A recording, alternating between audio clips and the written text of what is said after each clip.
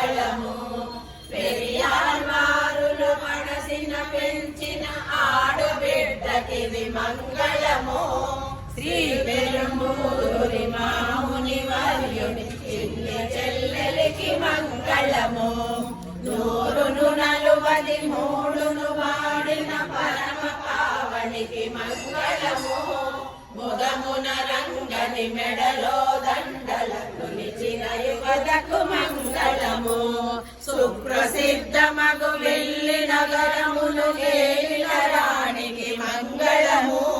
విల్లు పుత్తూరిలో విల్లు విరసిన శ్రీపదములకు మంగళము